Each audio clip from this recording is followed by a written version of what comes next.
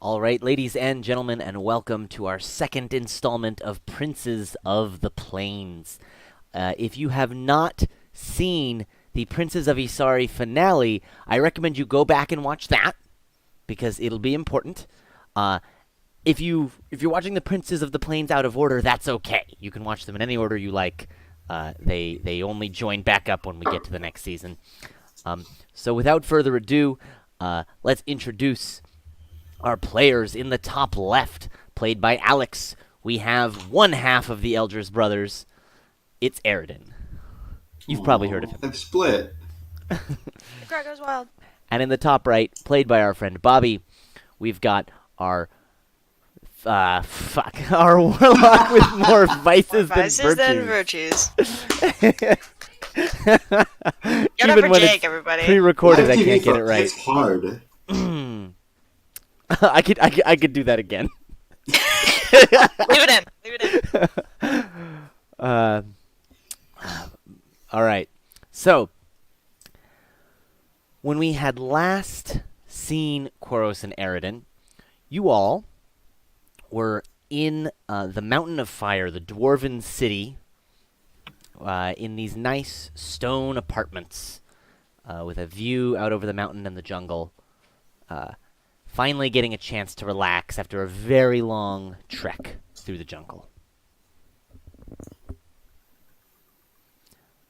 And Thank God, because I was really sick of that jungle. You have no idea.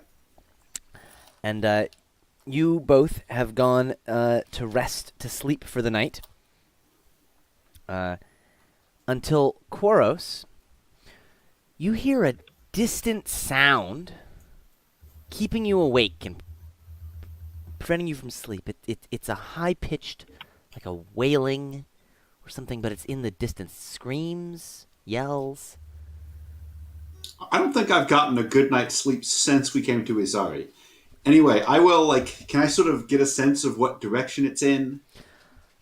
You sort of look around a bit, and at first, you sort of think it's over out past the window, and you go sort of look out, but then you realize, no, it's coming back, and you turn, and you see there's this beautiful carved stone wardrobe, because everything's stone in here, that the dwarves have given you, and it sounds like it's coming from within the wardrobe.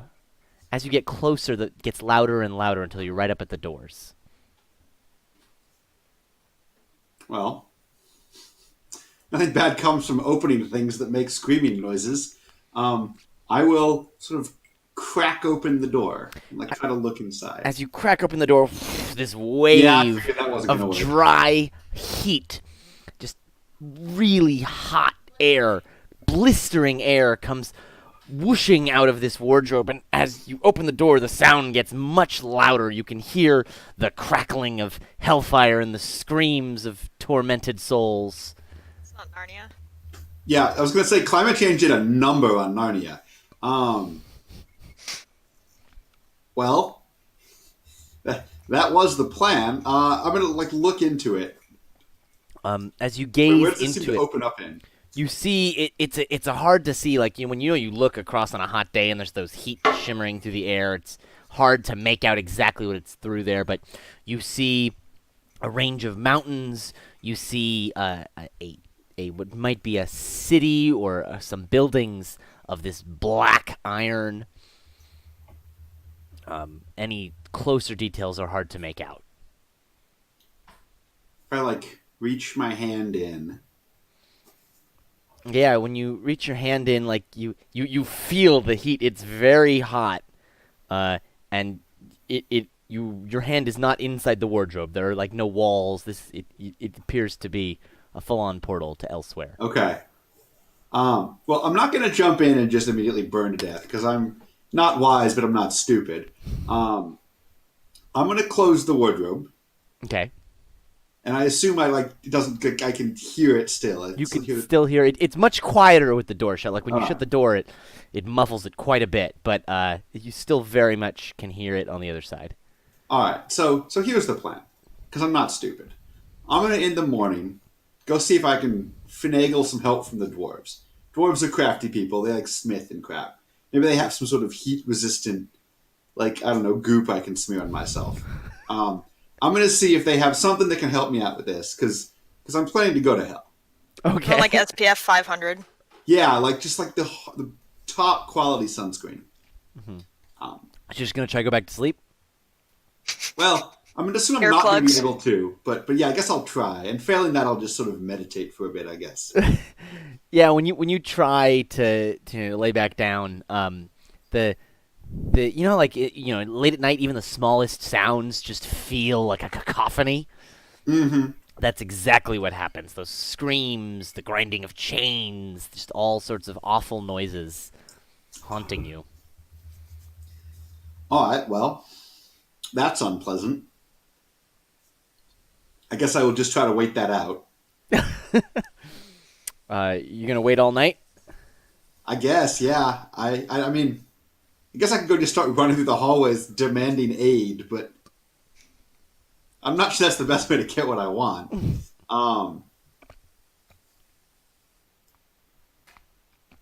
Yeah, I guess I'm just going to try to wait.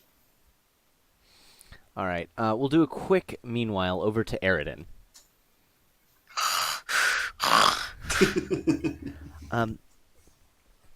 Eridan, you awake to you hear some noise out in the hallway, and you've been you've been feeling jittery since you got in this city. It's the first place where you've been able to sleep and not have to be on guard. Ugh. So every time you hear a The noise, stone bed is horrible. You said all the furniture was stones. there are blankets and things, but yes, it Very is kind of the dwarves. underneath it's stone. I was hoping like I'd complain about it, and then the dwarf would be like, "What? That was the desk. The bed's in the other room." So you've been hearing some noises out in the hallway, people going back and forth. I'll check it out. So as you get out of bed and head towards the hallway, you notice a note that has been slid under your door.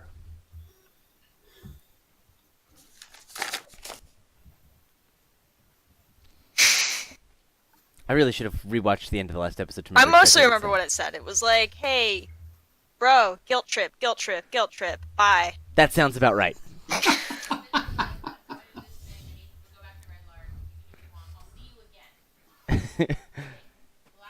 The last thing, sorry, I'm receiving word from beyond. The last lines of the letter said, "I will see you again."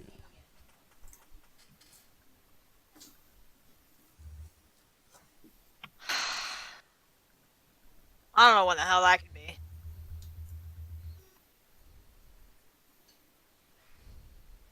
Cool. Again. Alright, great.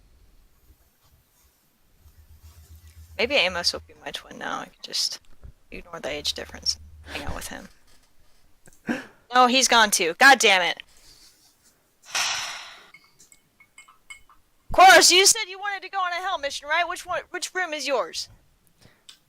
I assume I can hear that with Yes. my keen half-elven hearing. Eridan is in the hallway shouting, so... Eridan, Start kicking doors. Eridan, in here. I'm gonna kick your door anyway. The doors You are gonna kill some stone, things? it's very painful. Yeah, actually, do you want to go? Okay, you see the closet? Yeah? Do you hear the closet? Do I hear the closet? It's very faint, but you hear maybe something's whistling or stirring. Like it's very, very faint. Chorus, who did you lock in your closet? That's an interesting way to put it. I will go up and open the portal to Narnia. That whoosh of hot air fills the room. Blows your hair back. And Eridan, you see... It wasn't me, I swear I didn't do it. It was like that when I got here. Is this just how you get dressed every morning? It's been a long, long lifetime. I have a friend. We have to go save him. Right. Yeah. Alright, cool. But it's Let's go. really, really hot in there. I was going to wait till the morning, see if the dwarves had some, I don't know, way of helping us. Or we could just dive in. I'm sure it's not that bad. Okay. You're Do you sure? really? I defer to you. I've never been to hell. I assume that's where you. I was in a sort of vestibule. I'm not convinced they let me into the back room, so to speak. It was Koros, when you were there, it was oppressively hot, like Vegas in the summer. Okay. God. But not But not like unlivably dead so. Around hot. Yeah, not not you only last a few minutes and then you die hot. Okay. In that case, I can sort of readjust my plans. It's Phoenix, not Death Valley. I was kind of convinced my hair was going to start crisping as soon as I got there. Yeah, I'm looking for a guy. I don't know where he is, and I kind of doubt we're going to make it out. You busy? Nah. All right. I should grab my stuff though. I'm in my pajamas. Yeah, you should put. I'll. I got a little goat. intrigue. I'm a goat still, so there's that. I guess I'll just go in my goat form. Your staff. You might blend in better as a goat there, honestly. I might. That's actually a great idea. We could disguise ourselves as hell people. You can just trade the staff off. Maybe the symptoms don't wear off too quickly. All right, so Aridin, you go back to your room, you get Yeah. all your accoutrements, and then head back in. Oh snap! They updated the display in Roll20. The character sheets look different. Ooh. What? Not dramatically Ew. different, but a little different. Oh, the modifiers are bold now. Yeah. Anyway. That was our story. Are you ready to step through? Yeah, I guess. Oh yeah, what's up with class feature? Class feature turned out to be not super loyal, but I think hung around, right? Oh, yeah, class Or feature's did totally disappear? around. Yeah. All right. I'm not sure I trust class feature on this particular voyage, though. I'm just gonna leave class feature behind. I think we're gonna try this Okay. without class feature. All right. You tell class feature to stay. Class feature is mad about it, but stays. Is he staying? I can't tell. Yeah, class features. I can tell that he's staying currently. I cannot guarantee what's going to happen in the next 45 seconds. Class feature has already. Well, maybe if proven we have somewhat class feature, keep disloyal. an eye on class feature. Wait. That's the rub. All right, let's go. Let's go to hell. You first? Oh, by all means, I'll just go in my goat winter coat. Yeah, no, I'm going to walk through the portal to Narnia. Mr. Thomas. Koros steps through. Aridin, you can see him on the other side, like the heat lines. He starts to blur out a bit, but you can see him standing on the other side of the portal. All right. Blue could do. You find yourselves standing on a mountainside. There's this bit of a path, and behind you, you can see there's just sort of a hole in nothingness that opens back into Koros's room. We should remember where this is. Yeah, we're on the mountainside. Is there any kind of identifying marks we can see here? Is there Yeah. a sun? So actually, from your vantage point here on the mountainside, it seems like you can see forever. Okay. It's like it seems like you look into the distance and you just keep seeing more and more, and it's trippy. Off in the distance sprawls an enormous city, dominated by a gray parapet-choked tower that rises so far into the smoky green sky you can't crane your neck enough to mark the top of it. The tower seems to melt and reshape itself constantly, and your brain can't quite settle on what it looks like. A ring of steep mountains surrounds all you see. Your hill is a part of the range, but the hike to the peaks on either side of the city is unimaginable. From the base of your mountain, though, there's a white cobblestone path winding its way across the plain toward the city. Guess we take the road. Population of hell seems bigger than I would have hoped. I don't think we're going to fight them all. I think that'd be a losing proposition. Yeah, no, I'm more just like remarking on human nature. Oh, yeah, well, that's... You've met me. Yeah, We'll- but we'll work- I've also met me. We'll- Our sample we'll work size on is that 2. one. That's 50-50. who should be here.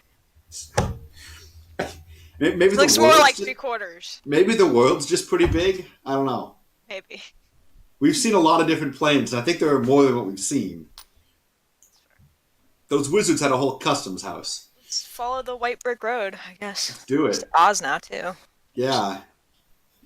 Every twisted fairy tale. All right.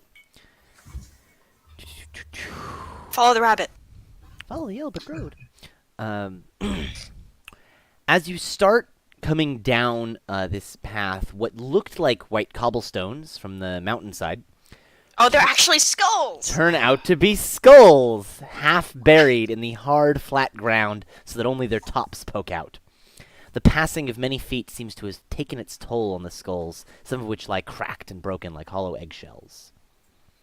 Do you think the rest of the bodies are under there, or do you think they're somewhere else? Why are you thinking about it? Don't think about it. It sounds like an unpleasant thing to I'm think just about. wondering what the urban planner had in mind. Probably not the clean and efficient operating of his city and the well-being of its citizens. And probably a surplus of base material with which to... It's a fair point. They're constantly at war, I hear. I imagine all this good supplies get requisitioned. You gotta make do. All right. Ooh, Let's go walk on some skulls, I guess. Jake, they're snickerdoodles. jealous. All right. So, y'all head down following the White Skull Road. And you begin to pass outcroppings of dull iron that rise from the ground like blocky metallic trees. At first, only a few dot the plain, but soon the landscape's cluttered with more than you can count. The path snakes through a thick forest of gray iron slabs. The metal seems to smolder with uncomfortable heat, strong enough to slow you down and drench you in perspiration. Lovely. Gross. Go sweat. Not good. Yeah, I don't. Look, I'm gonna apologize for how I'm gonna smell right now. We'll deal with it if we survive. All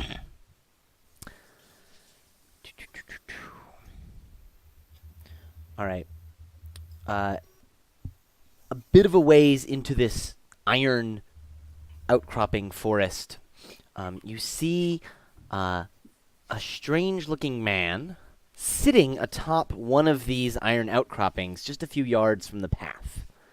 Is it hot up there? You'd imagine. And he says, made it this far, have ya? Good, good. You Do I know you? The only risk so far, not that I'm asking for this to change, was like twisting an ankle in one of the skulls. The voice comes from a bruised young man wearing ripped slave rags, sitting casually atop this slab of iron near the road.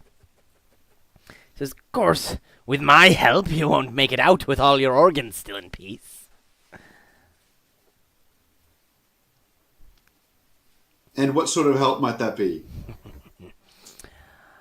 And he says, there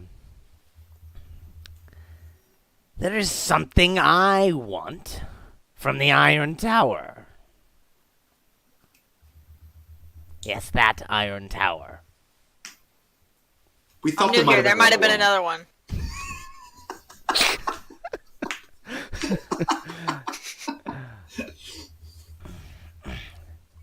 And he says, if you steal this magical shield for me, I will give you a great prize. A glittering ruby the size of an elephant's head. The size of a what now? Is that big? Elephant demon thing, yes. Oh, okay. Okay. You want the glittering shield. No, the magic shield. The ruby's glittering. Describe the shield again for me. And he says... It looks like an elephant's head? And he says,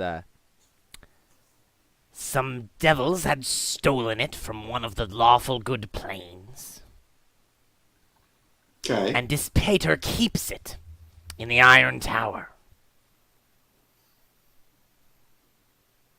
All right, so it's a thing that looks all blessed and holy amongst everything that looks kind of like crap. We can probably find that. If you loot it for me, I will give you this giant ruby. Where is it? Tempting in the abstract, but I'm not really looking to like open a storefront here. What is this? Apart from being a very nice ruby, is this good for anything?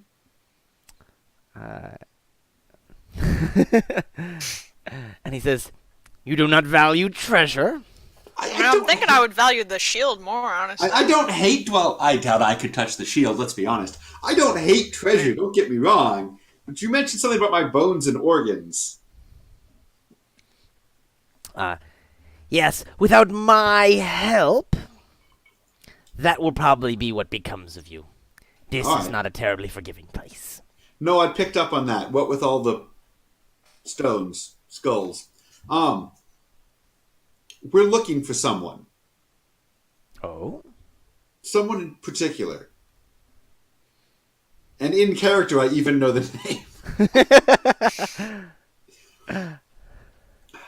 If I were looking to rescue a particular damned soul, how might I go about that?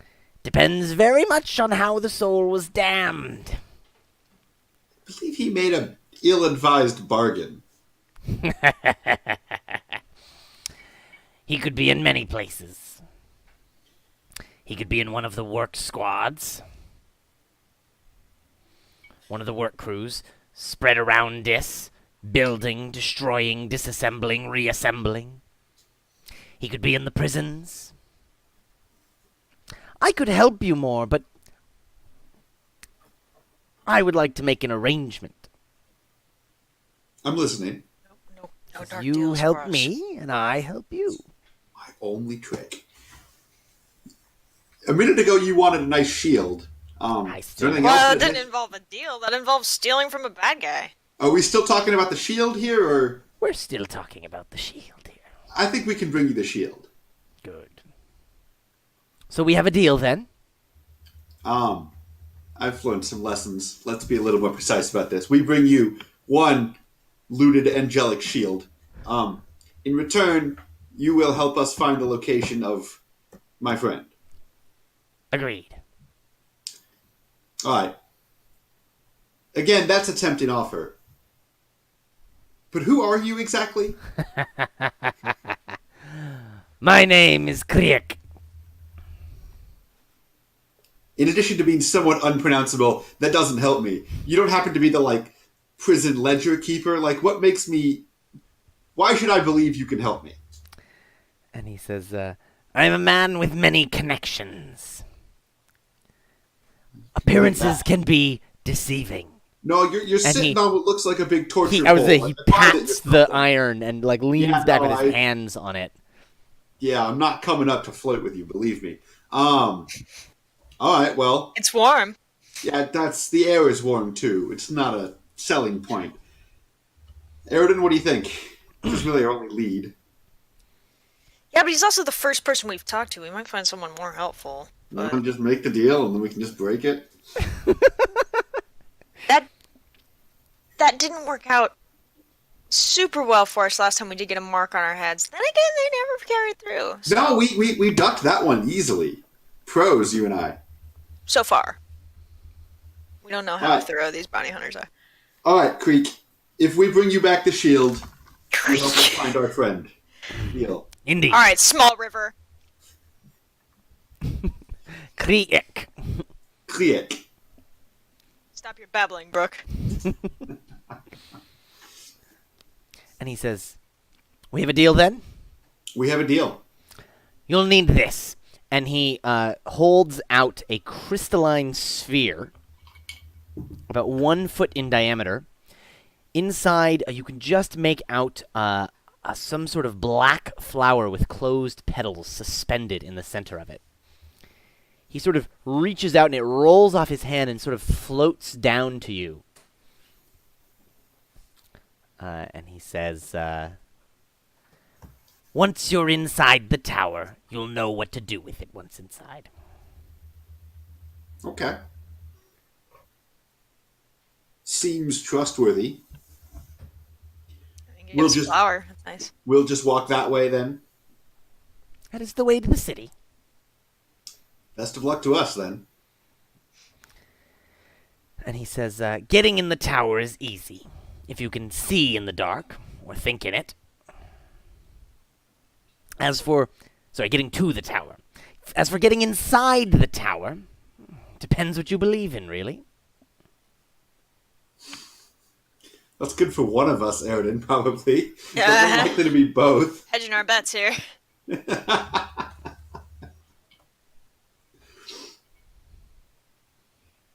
says, all right, on your way.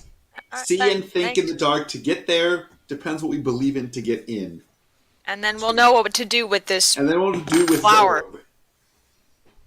the orb. Great, thanks. Lovely. What in hell, this cryptic? It'd be like, turn right at the second, lava river.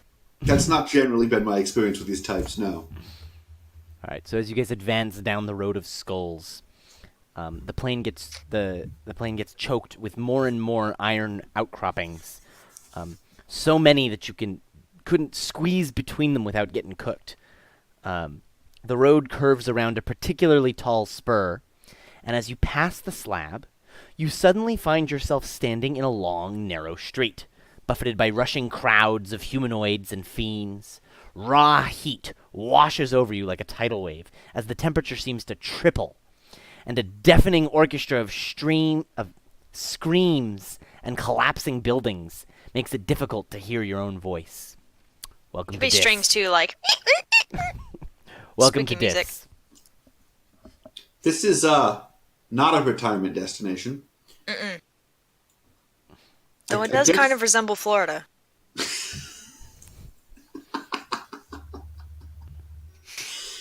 You see that all around you, these buildings are built in a variety of styles, but all made of this same dark iron, but giving off this radiating heat. They're almost glowing with how hot they are, all of the buildings around. You guys are on a particular alleyway near a wide street, and you see a mix of both fiends, all sorts of devils and things that you haven't seen before, giant, horrible creatures with horns and tails and wings. But also you see a mix of more, normal planar beings. You see humans and elves. You see Gith. You see other kinds of creatures that you would expect to see maybe not in hell. Do they seem to be dressed like our friend in like slave rags? No, not all of them. A few here and there, but Are we standing out too much? not terribly. All right. Koros blends right in as a. Oh yeah, for sure. I guess we start to walk towards the tower.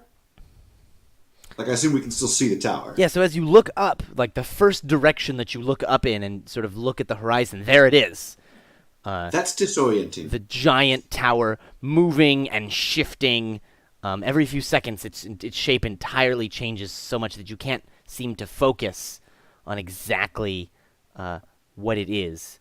And it rises up through the green-gray sky and off into infinity, it seems.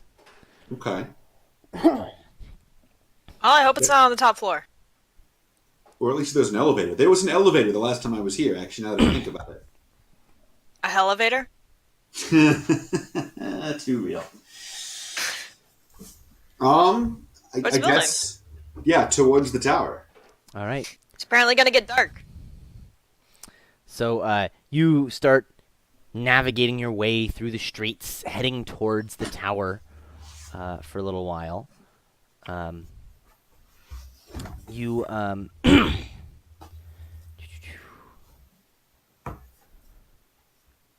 one second. So you're about to cross this particular street when You see several of the non-fiendish folk sort of pause and step back about a block ahead of you as an enormous spined devil creature comes just walking across this street that you're on. And as you look, you see behind him, he's pulling a chain, and chained behind him is this enormous group of these slimy, melted flesh-like creatures that are just sort of climbing over each other and moving back and forth, and the chain just sort of wraps around and through them as he's pulling them across this street and into the other alley across the way. What the hell? Let's, step back with the rest of the crowd. That's disgusting, though. The group sort of crosses the street and goes off into the next alleyway, and you see in the rear there's another one of these spined devil creatures bringing up the rear with a whip, whoosh, whoosh, and making sure that these melted flesh creatures continue moving. There's someone kind of passing by that's like, just a normal dude. Mm-hmm.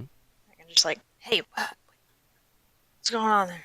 I'm freshly damned here, so I don't know what's up. And he says, if you were damned, you would not be standing next to me. You'd be one of those.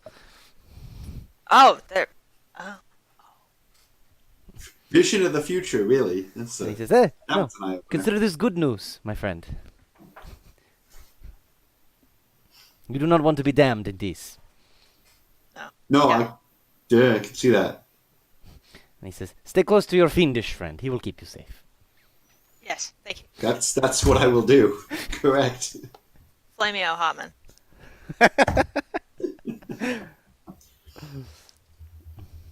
All right, that goat staff worked out. Eventually they clear out, and as you guys sort of reacquaint and look up to the horizon to try and see where the tower is again, it's a different direction than it was before. As soon as you look up into the horizon and start to get your bearings, that's where it is. Right there. God damn it. I hate the Don't- architecture here. It's hot and it's Don't- confusing. I'm thinking, don't get distracted. Obviously, don't get run over by a stampede of demons either. But Devils. I guess just keep devils, right? I guess keep focused on the tower and try to walk towards it. Okay. Yeah, let's try that. All right. Try not to step in one of those oozes. So you focus your eyes on the horizon, on the tower. You're now, you turn off on a street to go in a different direction, and you start heading towards where the tower is now. Right. And you travel for a few blocks until this street is just suddenly blocked off by what looks like just a building looks like almost recently built from this iron between two other buildings. And just the street is just completely blocked off halfway down the block for no reason, and you'd have to double back and go around. All right. Thought. If we know we're going to turn around, just look down. Turn ourselves around, looking down, and then just look straight up at the horizon in the direction we know the street is open. Yeah? I'm going to try that. All right, so you look down, you turn around, you look up, and yeah, there's the tower. Just about as far as it was before. Okay, the making progress thing is a problem, but it's a start. I guess start walking towards it. You ever have one of those dreams where you're trying to run, you can't? This is like one of those, but it's horrible and hot. And probably not a dream. You're right. Probably can actually die here. We're gonna die here, aren't we? Yeah, probably. So you start heading back in the other direction. After some time, you cross that street you were on before and keep going in the other direction.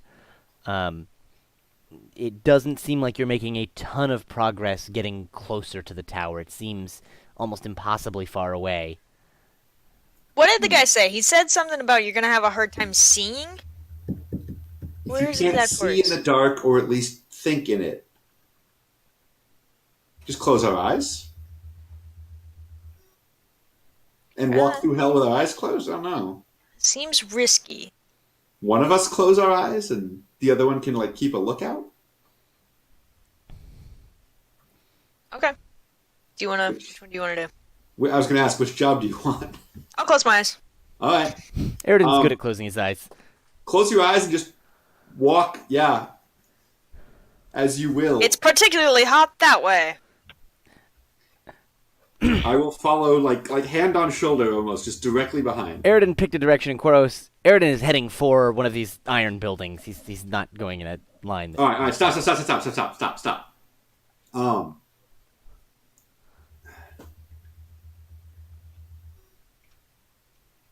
All right, I'm gonna orient Eridan towards like an actual open street, Mm-hmm. and then Eridan start walking. All right, so you guys walk for maybe a block or two, until you pass a one of these work crews that you may have heard about. You see a large number of humans and humanoids struggling to lay the fiery iron foundation of a new building. They're literally moving this hot, heavy iron by their hands, and you can see it's burning. It's extremely painful for them as they're just being instructed to build the base of this building. One of the humans keeps looking back at you as he's grappling with a particular hot, heavy stone. Then he suddenly drops the load and stumbles through the street towards you. For mercy's sake, help me! I'm alive! Like you, I don't belong here! He falls onto the ground and winces, his ripped rags. Poor protection from this burning heat. I want to pick him up. Yeah, he's like grabbing at your ankles, and you can start to pick him up. Is anyone sort of? All right, man, keep it down, keep it down. Yeah. On the other side of the work crew, Koros, you see you've seen this kind of devil before, a winged female devil. You know is called an Erinyes. Walking over, and she says, "Come along, Rubio." And she walks right up to you, and she says, "Leave these nice mortals alone." She pulls out a brass rope from her belt, which lashes out, seemingly of its own accord, entangling the man and yanking him to his feet. Actually, he's with us. She chuckles and says, "Oh, no, I know, Rubio. This poor man, he's not right in the head." He said he's alive. Not supposed to be here. Well, of course he's alive. They Yeah, all but, like- are.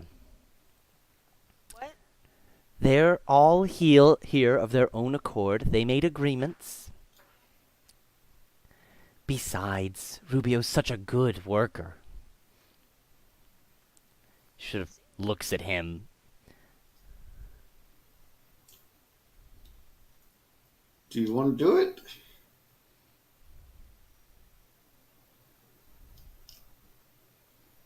How crowded is this street?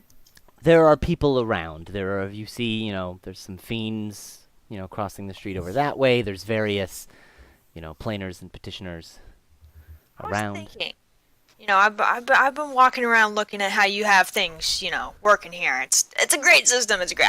You can never make it to the building. Oh, it moves. Your workers might be a little more motivated if you rewarded them. Maybe gave them a day off once in a while.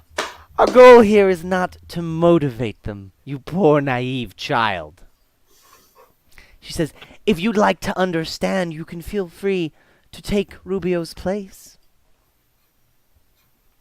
I'm sure we could come to a deal of equivalent exchange. Maybe later. You could join my work crew, and Rubio could have his day off. Gallivant around with this fellow here.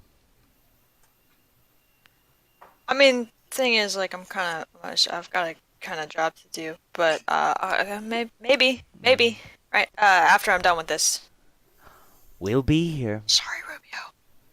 Yeah, You can just see the pleading in his eyes, and as he goes to open his mouth, she just gives a little wiggle of the whip, and the tip of it whoosh, slaps over his mouth. She says, Rubio, back to work. And as she pulls the whip, he sort of spins him, and he stumbles back over towards the iron. I'm going to give one last pleading look back at you. Well, that was unpleasant. We gotta come back here.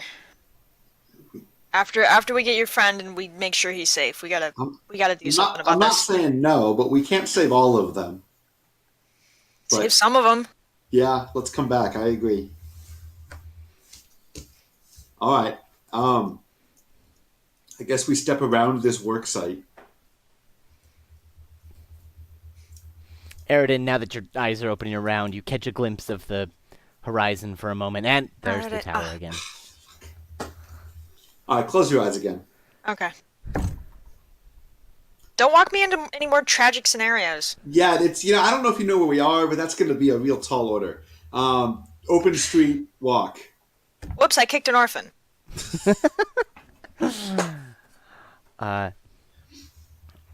So, Koros, where are you looking while you guys are doing this? Down. I'm looking like I'm trying not to. I'm trying to look below the horizon. Like I don't want to. I need to be able to see if we're going to walk into a building, but I'm trying to look like keep my eyes under the skyline. All right, so you're looking down.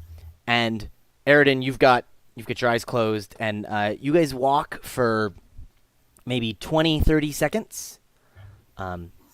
When you notice that so Koros, you notice this because you're looking at the ground. You notice a change in the pavement, in the ground.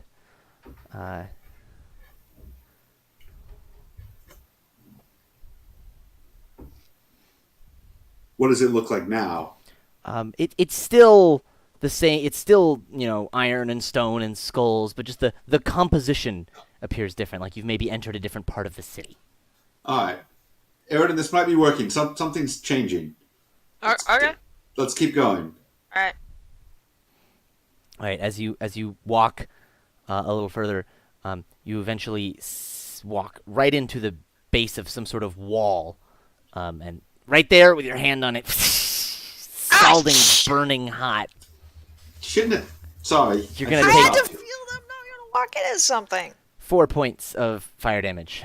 Oh fuck.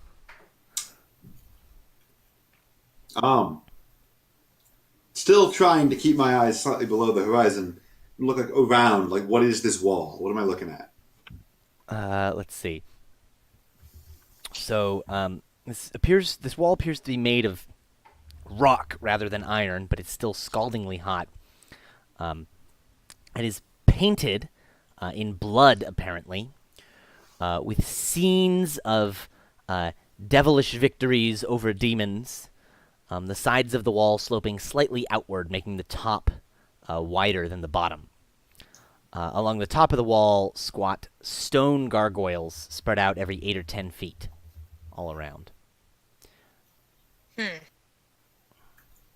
And as you gaze at just coming up at the top of the gargoyles, you notice a enormously large building that you appear to be at the base of. And as your curiosity draws your eyes upward, you realize that you are at the base of the Iron Tower. Looking up, I think we made it. you feel like a flea standing at the base of a mountain. Are we in the teleportation range now? Like we'll go with the building. Is it safe to look up? Yeah, I think you can open your eyes now. I think we made it. Oh, that's not. Yeah, you might want to reclose them. It's not going to get better. As you look up at the building, it's still constantly moving and shifting, and it just seems like it can't settle on a form in your mind. Motion sickness. Yeah, no, I don't blame you. This wall, I don't suppose has any nice welcoming Doors? door. Preferably with like motion sensors. If you start making your way around the wall a little bit, you can actually see around the corner in the distance what looks like it might be a gatehouse of some kind. Just go up and knock, I guess. Yeah. It's Urgent worked so business. All right. I guess we'll go up and knock. All right. As you approach the gatehouse, you see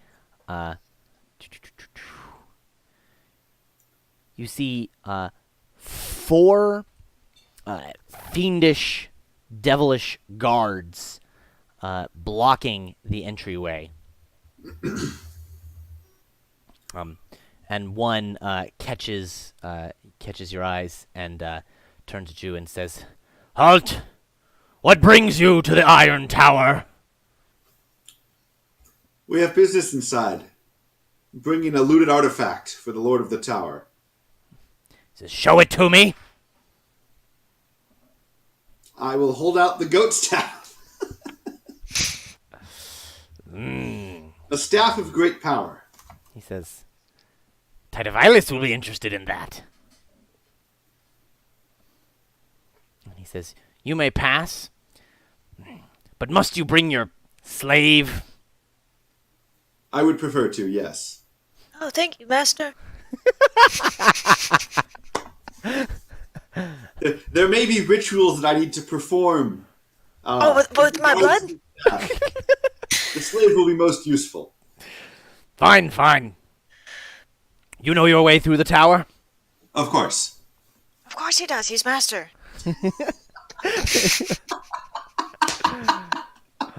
And he steps aside and allows you to pass through the gate. Well, that went well, actually. Yeah. All right. What is inside the gate? So all that's between you and this ever-shifting tower is a short rubble-strewn courtyard. You don't see any obvious doors or entrances leading to the tower, though a little ways up, maybe 60 feet or so, you see a small ironwork balcony that moves and shifts a little but appears to maintain relatively constant. Well, not having any other suggestions, how do you feel about trying to get in up there? Well, maybe we just like walk at the base. You want Something to will just circle happen. the base? Yeah, maybe something will happen. Just approach the building. What did that jerk say? Something about depends on what we believe in? Yeah. I believe in myself. If I go up to the building, is it just... Yeah, I guess we... You walk right up to it. Cautiously? Okay. You If I start feeling my mind getting ripped apart, I'll back up. you feel like the heat coming off of the iron.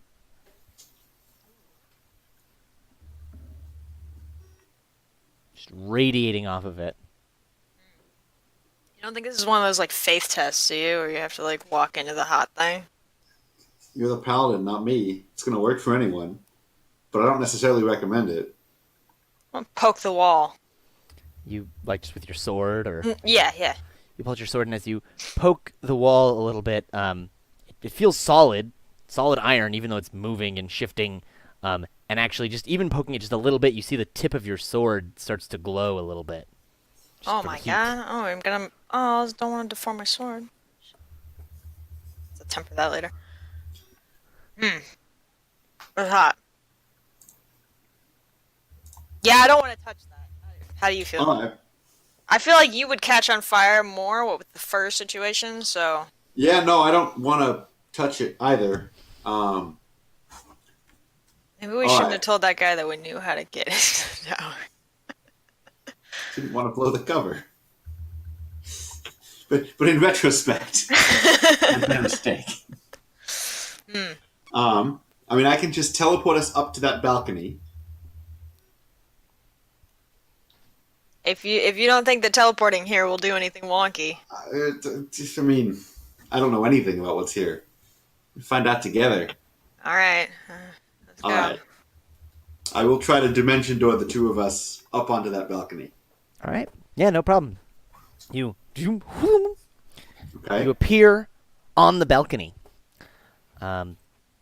You are standing on a narrow balcony of ornately carved iron jutting out from the tower here, connected to a small room whose walls are papered with blown-up maps of sections of the city, rosters of work crews, and reports of various teams' progress, or the amusing lack of it. Strangely, none of the parchment here seems to burn, despite it being hung on the smoldering iron walls. Despite it being well above Fahrenheit 451. And as you step in here, you feel a moving and a shifting, and when you pull out that crystal sphere, it actually seems to be opening. And then until it's sort of, this crystal is no more, it completely opens into nothingness, and that flower falls out into your hands. The flower, before was closed, now that you're in the tower, opens up, revealing several 12 petals with various symbols on them. Okay. I don't suppose I recognize any of these symbols. You do not recognize any of these symbols. They appear to be arbitrary. Well, while we're in this really convenient room, do you want to check these rosters for your friend's name? I do, yeah. Do I see my friend's name on any of these? Yeah, let's... Chorus's friend. So these appear to be all rosters of various work crews around the city. Okay. You can see labels of like which building they're building, which road they're tearing up. And it seems almost completely random, like they're just doing this work for the sake of work. Like you see an area of the city where everything underneath it is labeled as being recently developed, and they're tearing it down. Okay. As you glance over the work crews and you look for Donavar's name, you you do not find it after some perusing. Okay. But you imagine that there are many, many more crews than are Sure, yeah. here. Well, it's worth a try. Is there a door out of this room? There does not appear to be. Oh, that's awesome. I don't think I like hell very much. No, it's really inconvenient. There's construction all the time. Sucks. Traffic is terrible. It's like LA, but hotter.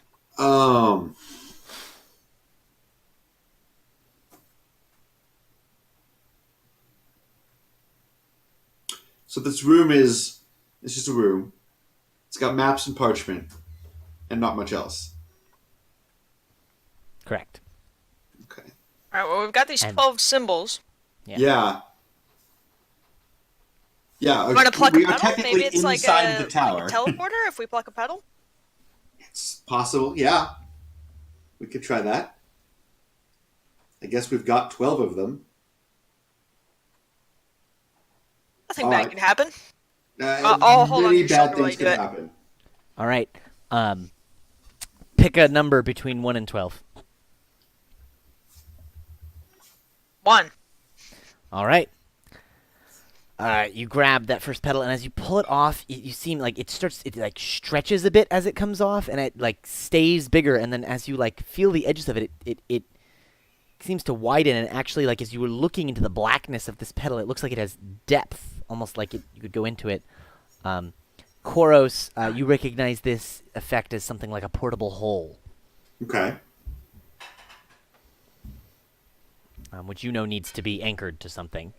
In this case, Yeah. Let's just try to I guess the wall is the... yeah. So you reach out and put it on the wall, and you're careful not to touch the iron, just the pedal. Yeah. And it easily stretches out to be door shaped. Oh my god. Okay. I like hell now. This is cool. If you say so. Just a little bit. I guess we step into the hole. All right. As you step through, you find yourselves in another room. The door behind you vanishing. The floor of this wide rectangular room is littered with skeletons, some dressed in tattered cloaks, some so gray with age that they're crumbling to dust. Many of the skeletons seem to have collapsed in mid-combat, their bony fingers eternally locked around each other's neck bones. The ceiling tapers to a point at least 60 feet above. Never mind, I don't like hell. I picked a I don't know number. why you thought you did. You wanna pick a number? Well, anything sort of interesting in the remains here? As you search through the remains a bit, it seems like these bones have already been picked clean.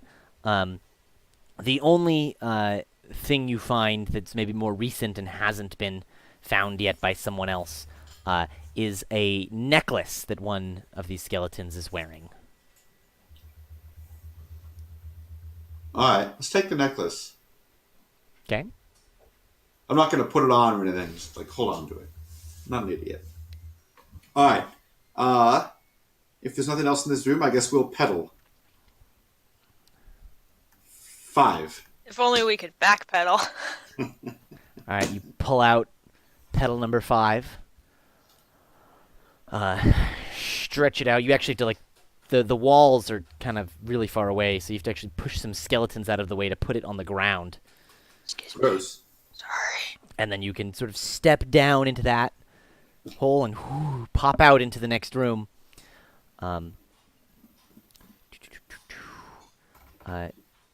You are in this transparent half circle sticks out from the side of the tower at an obscene height, offering you a heart-stopping view of the turbulent city almost 1,000 miles below.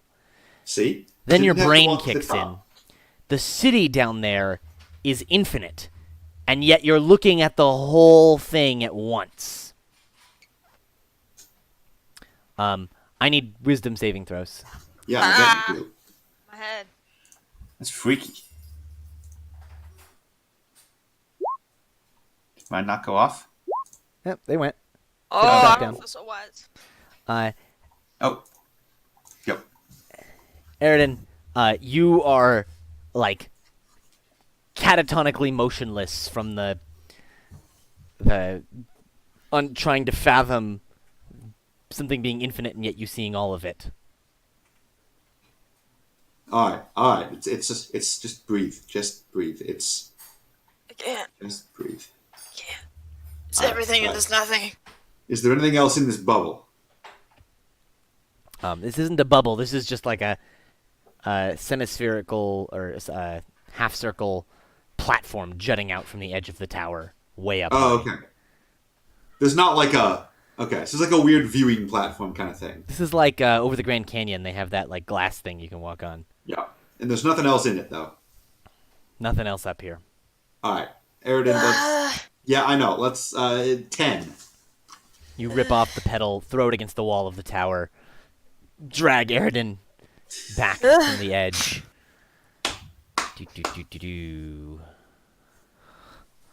All right. You step out into a room, an octagonal chamber, each wall a bookcase rising up higher than you can see, filled with tomes whose black spines are etched with strange markings. Several books lie scattered about a block of iron in the middle of the room.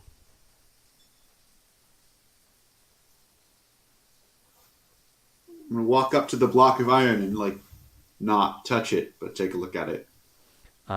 It appears to just be a table, and you see various books scattered atop it. Can I I tell grab what kind random. of books? Oh, you're gonna. Can I tell what kind of books these are? It's hard to tell because they all appear to be in either infernal or other languages that you don't recognize. Okay. One book on the block, in particular, is open to what appears to be a blank page. Writing it. I bet it's Tom Riddle's diary. If you look more closely at it, I'd like you to make an intelligence check.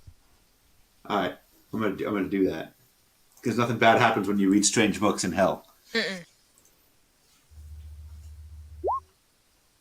Great pastime. You're trying to make logical sense of this, and you like flip to the page before and the page after, and you just can't seem to understand. It doesn't make logical sense. Okay.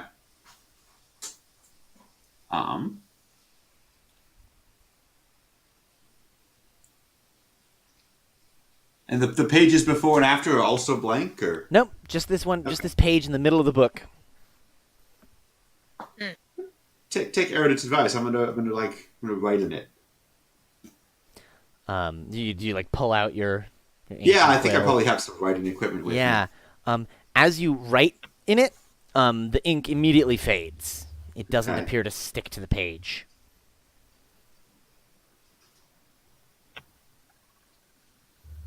I'm Aridin, gonna take are you watching this?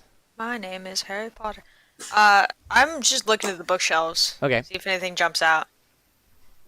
Literally or figurative. Okay. So Aridin, you look for a while, and you're looking at all these spines, and they'll have symbols that you don't recognize, until you see one in common. You recognize a few books in common with various names of people written on their spines, until right at the end of the shelf, you see two books right next to each other that say Aridin Eldris and Quaros Ravenrock.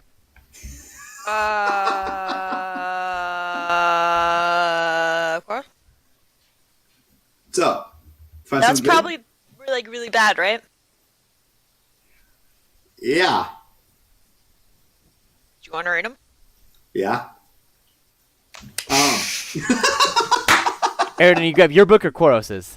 My book. All right, you grab your book, and you open to the first page, and it begins to read like a biography of your life. Oh my god. Born in the rural farm town of Redlark, Aridin Eldris was born to a long line of Eldris, and you start flipping through, and it's detailing, Spoilers. and when he was 3 years old, he dropped a hammer on his brother's toe, and I did. like all sorts of stuff about your life in here, and you flip through towards the end, and you're seeing details of your adventures so far, and all these awesome episodes that you should go watch. They're great. Wow. Until you get to the last line of the page. There's a bunch of blank pages towards the end. And then he picked up a book. Yes. And then, perplexed, Aridin pulled the book from the shelf with his own name on it, and it just... Wait. I'm gonna try something. I'm gonna put it on my head and dance around in a circle. I'm gonna look at it again. In a bout of strange insanity, madness come over Aridin. He placed the book on his head and danced about, quickly bringing the book back to see what it would say. Wow! That's so cool. I kind of want to keep it. We don't recognize any of the other names, right? Not right here, right? There's a bunch of random names, but just your two names that you recognize. So that's neat. I'm a little alarmed that it's here. I'm also going to take mine with me. Are you gonna take a look at yours? Yeah, I'll skim through it. Right, you skim through it. You see, the cliff notes of your life, and you get to the back, and it says, "But just before Quaros moved to close the book and back away, little did he know something was on its way." Oh my god, it's that movie with Emma Thomas and Will Ferrell. All right. Aaron, something's on its way, apparently. And right as you say that, you hear sort of a crackle and a snap as something teleports into this room. You turn around to see a massive pit fiend. Let me pull up an image because they're awesome. Look. Do I beat the pit fiend? Let's see. A pit fiend. Ow. These are He the looks really friendly. big, really scary fiends. Let's try and talk our way out of this one. Stepping through, this pit fiend has glasses on his nose, and he comes over and he picks up one of the books in the middle and he goes, then he sees all of you and he says, "What are you doing here?" Excuse me. What are you doing here? We're not sure, to be honest. We could go. He says, "You should. You're disturbing my research." What guard let you in here? Didn't catch the name. He says, "He will be flogged. Now, get you hence." That seems like a reasonable punishment. This is an orderly place. I completely understand. And he says, "Go," and he throws a book at you. I know, it's fine. I know grad students. Wait, what's your research?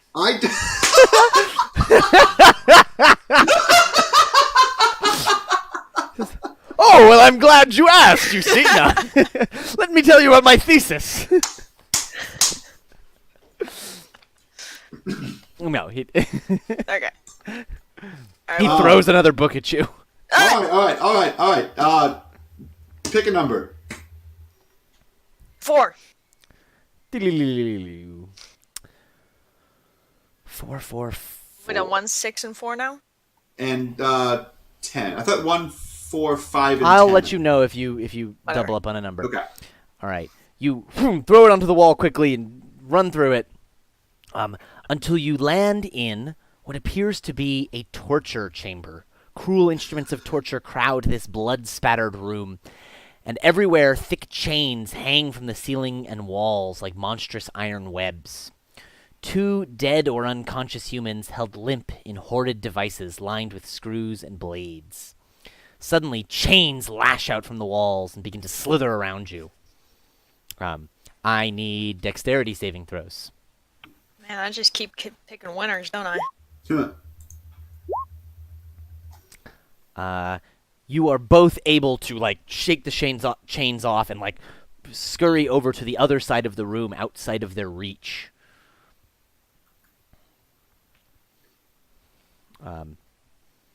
Do you want to check on these two? Yeah. Yeah. Look at the people. Possibly dead. 1 second. Possibly super dead. You go over to one, and you sort of push it, and he's... Oh. Sorry. Hey, you okay? I'm trying very hard not to move. Oh, is he like in a device that if he moves it like... Yes. Ooh. Can we Is there, see like- how to get him out? You see that there's clearly some sort of mechanism, but it appears to be locked. There's a few clear keyholes that would maybe release him, but Can I try to pick the locks? you can attempt. All right.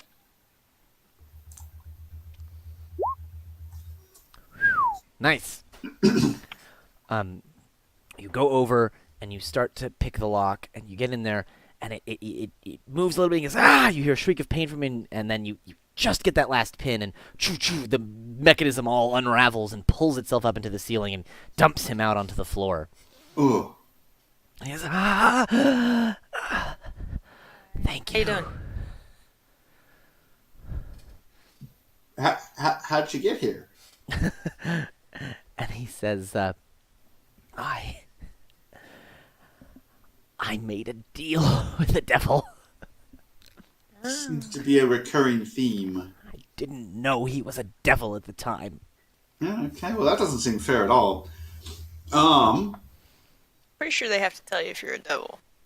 Only if you ask. It's like undercover cops. What about the other one? You go over to the other one and you take a look and you like check a bit, and then you give him a little nudge, and this one appears to be dead. All right. Well, I don't have great advice for you. You can come with us. I'd say our own chances of getting out of here are pretty slim, but... And he says, No, I don't want to incur their wrath. They'll catch me and put me back somewhere worse, or turn me into one of those things. The goo things? Yeah, they're gross. Yeah, you don't want to be that. He says, can you just get me out of here? Honestly, I'm not sure how to get out ourselves. So I actually can try something. This might work. can you banish him? Don't resist. Yeah, I'm gonna try to banish him. All right. You cast Banish. And he vanishes. Okay. I will hold concentration on the spell for the, I think, required 10 rounds. For a whole minute. Yeah. Does he come back? You're going to remind me the exact details of how Banish works. But if you hold on to it and he stays on his home plane? Yeah, if the target's native to a different plane than the one you're on, it's banished, returning to its home plane. If the spell ends before 1 minute, the target reappears. Otherwise, the target doesn't return.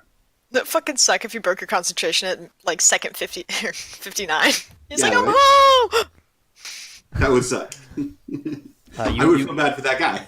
you focus and concentrate for a minute and like stay away from the torture devices so you don't hurt yourself and lose it. And after the full minute, the spell wears off and he is gone. Okay. Well done. High five. Cool. We helped one guy out of this infinite city. This is bleak. It's more than 0. As long as, we don't both die, then we're positive. Yeah. So I have used 2 spells. I'm going to use my Warlock Rod thing and get 1 back. So I have 2 spell slots left. All right.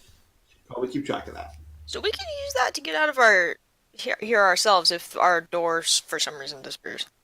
I could get you out that way. I don't know that I can banish myself. It's an idea. All right. I guess keep going. All right. Not much else we can do here. 2. All right. 2. All right. You throw pedal number 2 up on the wall. Step through. Whoosh. You find yourself back in that room with the balcony and the maps and the lists of work crews. Okay. Oh, okay. Well, we know there's nothing useful here. Go ahead and pick. 3. All right. Throw it up. Step through. Pure, unblemished whiteness surrounds you like a snowy sheet. Nothing but an endless lack of color for as far as you can see. Your boots seem to be standing on solid ground, but your eyes insist that you're floating on nothingness. Jeez. This is in Wolfram and Hart. Okay, well, I clearly just... my rooms are useless. You pick again. Well, let's put my hand out and just like slowly walk forward. So you walk in a direction. Yeah, it would like stay with me. I think probably. And you just start walking, and it just keeps going Just forever. for as long as you As long as I keep walking, right? Well, Okay. yeah. Let's not mess with that. I guess we need to put the next one on the floor? Yeah, probably. Is there a floor? There is. We can feel a floor, right? As you reach down and you reach your hands down, you can feel there is a floor. Okay. It seems to Well, that's be one of the few surfaces that is not scaldingly hot in this place. Wait, maybe we should just lie down for a minute. No, let's not do Max in hell. All right. 9. Diddly-diddly-diddly-diddly-doo. 9. All right. 9. You put the thing, drop through the hole. The surfaces of this small, empty cube seem to be made of a seamless brown material. However, before you can take a step, the walls, ceiling, and floor all constrict and shrink around you, wrapping your group in a warm, rubbery second skin, crushing your bodies together in a single muddled knot. I don't like that. Is it, like, stretchy? Is it, like, soft? Yeah. Can I get my sword out and cut it? You can get your sword out, and as you try and push your sword into it, it just seems to stretch where your sword is, all the way out. Like one of those really nice trash bags that, like, just the trash just stretches it. Hefty. And you... Let's see. Well, at least I got a little room here. Yeah, I guess we can just try to stretch it. Like I don't know how we're If gonna I enter the hold hole. it out, can you put the thing, like, on this? Maybe, yeah. If you guys, when you sort of do that and you sort of push out in a direction, you can see that you're sort of, there is ground underneath you that you're on, even though it's this sucked up around you, and you sort of can lean apart, and now there's a bit of space in between you. Okay. Put it there. Yeah. All right. I guess try to put the hole like on the ground. Yeah, so you guys, like, back up, Yeah. stretch it apart, and, like, you each have a bit of the portal in hand as you stretch it out between you and set it on the ground, and then, whoom! Yeah. What haven't we done? Let's say 7. 7. All right. All right, I don't you like the bag room. you find yourself in a curved hallway, a long curved hallway that it seems like it curves around and would form a ring. Um, Small gems have been embedded in both walls to outline hundreds of differently sized circles. Yeah, man, this whole thing is like a circle. Not like a normal circle, more like a freaky circle. Ragnarok. So it's two walls, Yep. just tons of like circles of gems. Yeah, just like a hallway that goes in a circle, and on each wall, these circles of gems. Okay. Oh. Follow the hallway? Yeah. Um, you walk down the hallway a bit, and actually, one set of gems in the wall nearby begins to glow, and then the circle enclosed by the stone suddenly shows a gray, desolate landscape.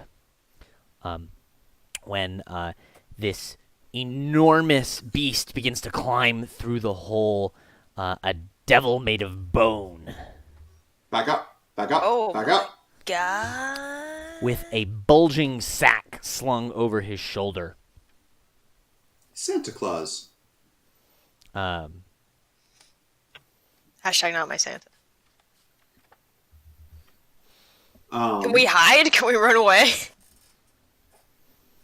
he turns and sees you, and Oh. he appears startled for a moment, but doesn't do anything for a second or two. What's in the bag? Something for the master. Okay.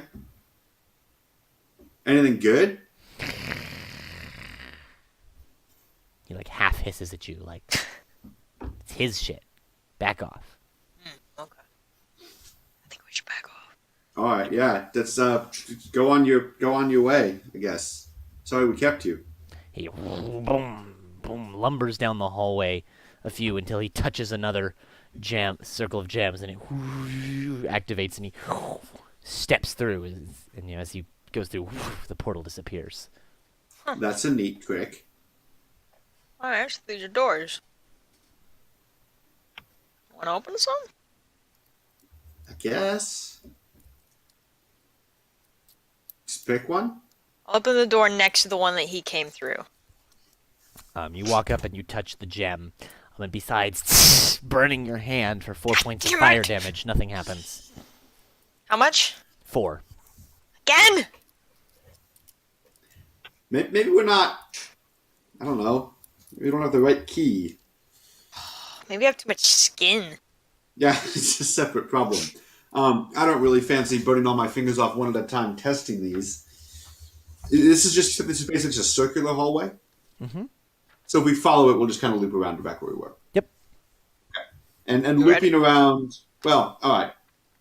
One last try out of curiosity. The one that he exited through after we talked to him, I will touch one of the gems in that circle. So I don't think we're allowed here. Yep, no, okay, we don't have security access. Yep. You come back with a key card. Right? Pick a number. 8? We still need 8. 8. All right.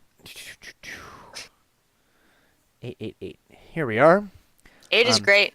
You step out and you find yourself standing on a spiral staircase that curves away both upward and downward. The stone steps are wide and well maintained. From above come soft whispers. From below, the sound of running water. Water sounds nice. All right, let's do water. All right, so you start climbing down, and it sounds like the water's just a little bit further. And you Oh, climb good. down for a while, and Sounds like it's a little bit further. just sounds like This is it's a right- spiral it staircase, just right? sounds like- Can I It's like peer right down? there. Yeah, you can peer down.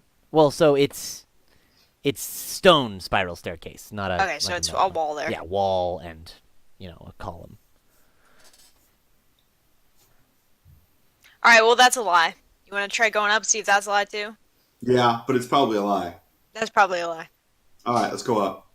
You start That's going not up, a lie. And those whispers, they sound like they're just coming from just above you. You're just going to turn this corner. And you're like, no, they're just above us. And you turn the corner again. This really is hell. All right, this one trick worked the one time. I'm going to close my eyes and start walking up. All right. I'm gonna plug my ears and start Oh, walking. yeah, no, this is better because these are sounds. All right, so Koros has got his eyes closed, and Eridan's got his ears covered. And if only we had that guy from before, he could cover his mouth. And you start walking up the stairs.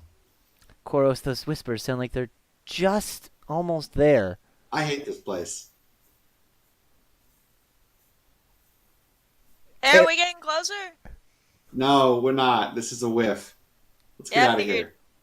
You can't hear Koros say that. I read goat lips. Have we done 4 yet?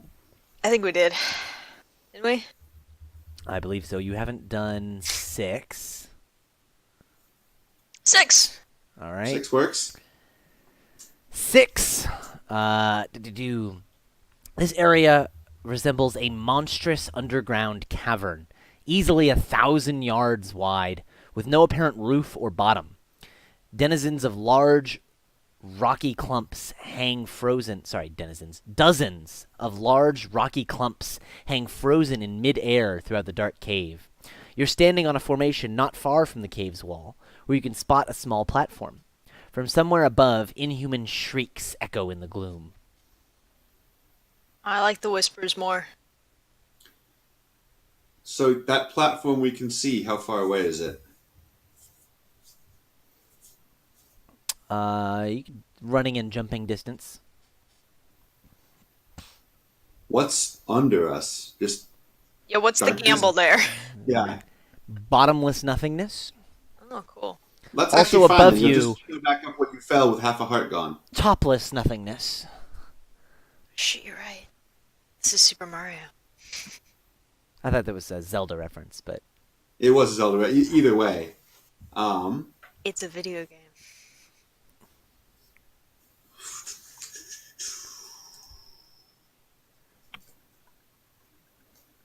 I really wish I had more spells. Well, do you wanna jump for it? You just jump for it. I don't feel good about our group jumping. Well, we've got some rope. Maybe like I don't know, what could we tie to the end of the rope to like make a grappling hook type thing? That's one option. Is there We can anything also- that it would be able to latch onto anyway? Jake, or is it like a flat platform?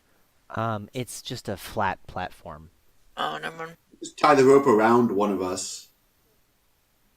Okay. Yeah. We just tie it to both of us and then one of Yeah, us jumps. yeah, And then we can both die. yeah. And then this is gonna end badly. All right. Who's jumping? I'll jump. Yeah, it probably has to be you. All right, Eridan, give me an acrobatics roll. Can't be athletics. This is athletic. No? No. It's a difference of 7. Fuck! You jump, fall short, and you are now falling. Koros, I need a strength saving throw. You didn't think this through that well. Yeah, you just did this backwards. Wait. Yes. Use my power and Dark One's own luck and add D10 to that. Okay.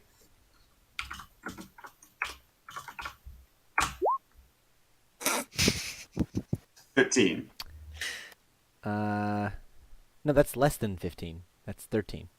Yeah. Oh, sorry. I said 13. I thought That's you what he said said. 15. 13. Not 15. You are pulled off the edge until you find yourself falling. The both of you.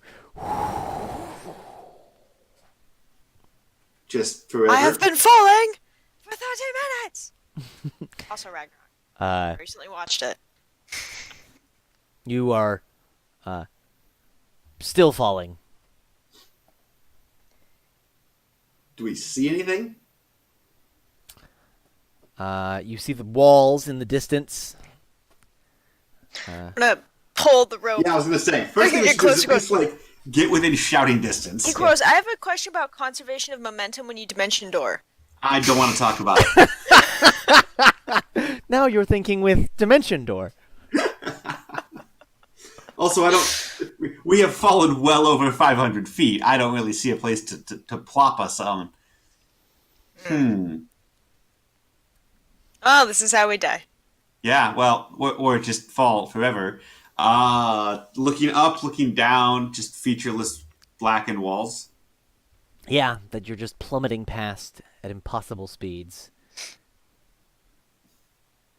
You're impossibly fast. Um. I'm really ashamed of myself for saying that. All right, let's try to like. After a moment, you notice a few other creatures that you were flying past and falling, winged creatures flying around. And you see at least one not winged creature just sort of swimming through the air. Whoa. And you plummet past them. Yeah. Every once in a while, you see a few more, but I'm just try to swim. I guess give me horizontally for now. Give me an intelligence check. It's better than my strength, that's for sure. The great thing is, if you can stop, I'm just gonna yank you back down. You start to like put together the logic of like, wait, this can't be possible. You're like, no, you dismiss that out of your mind. You fail the intelligence check, which means you're like, okay, I'm gonna swim through the air.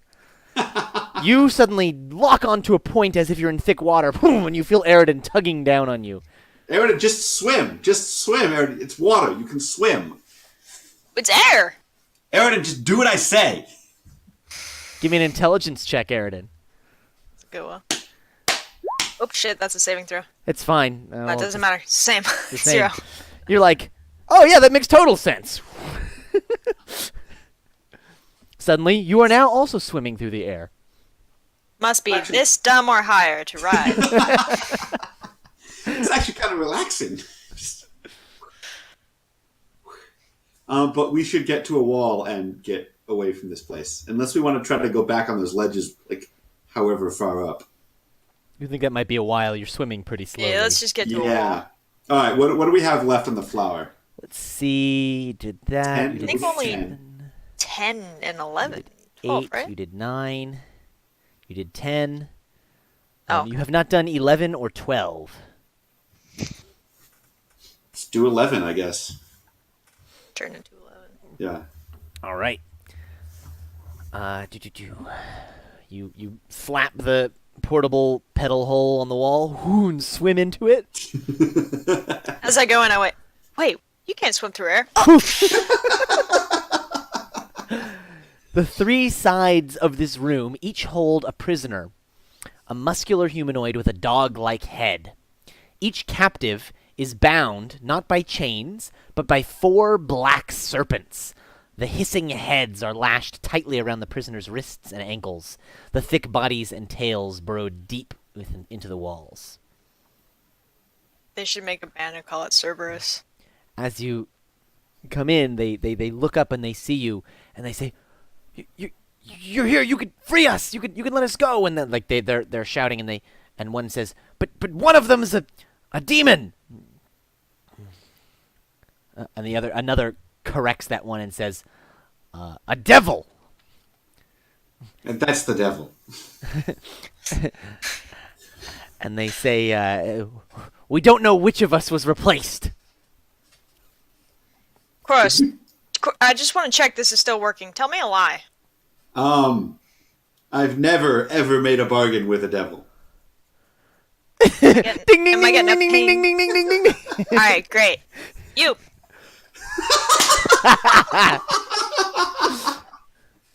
Are you now, or have you ever been a devil? No, I'm a loyal Archon of the Celestial Plane. Okay, great. You. Same question. And he says, "Of course not." Great. State your case. I am also a loyal Archon of the Celestial Plane. It must be one of the other two. Shit. No dings. Shit. Maybe they don't know if they've been replaced.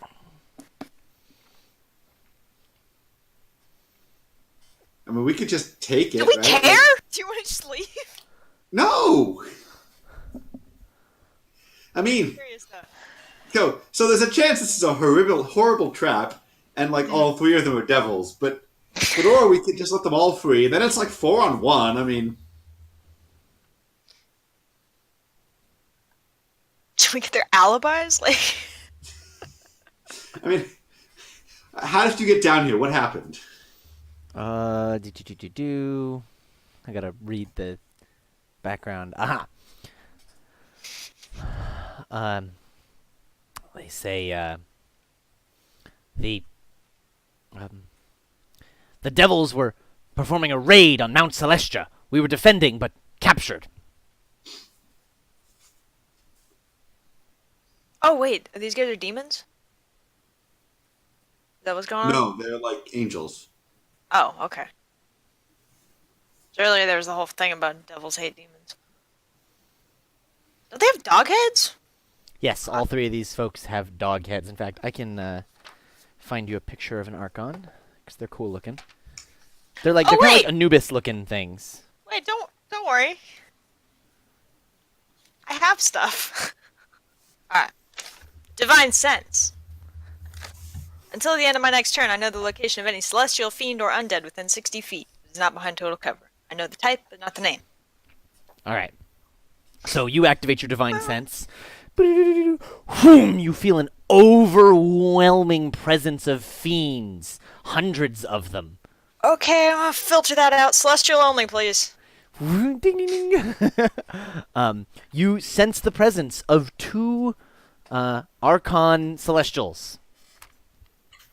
Which ones? Do you know? Is it that It says granular? location, right? I know the location of any celestial, fiend, or undead. All right. Ding ding. Both the ones who said they were Archons, not the one who said, "Of course not."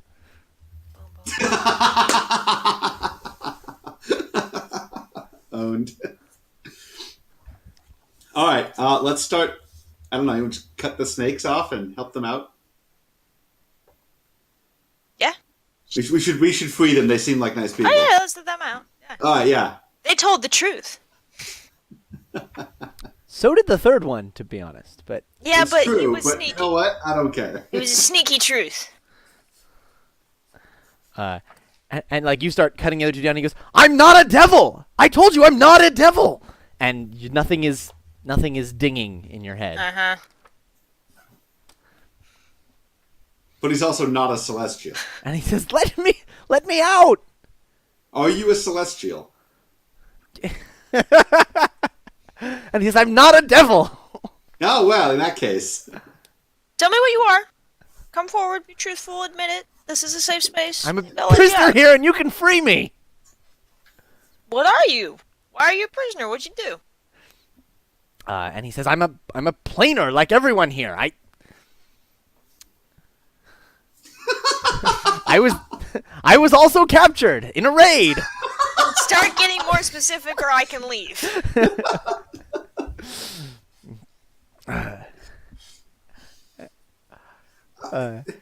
He I starts don't mind getting helping you out strangely with this. specific. My form is of an Archon. Alright. I have a birthmark on my right toe.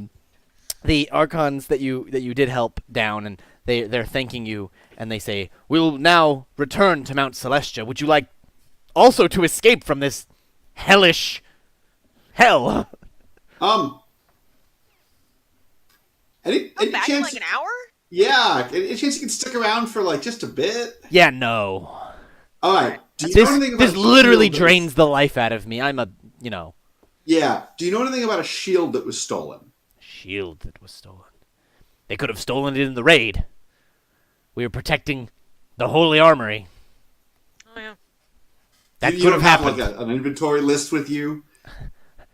Yes, let me just get it right here with my. Oh right, they took all of my stuff. I'm a I prisoner. don't know how to get get out of here. I get it. We're looking for a shield.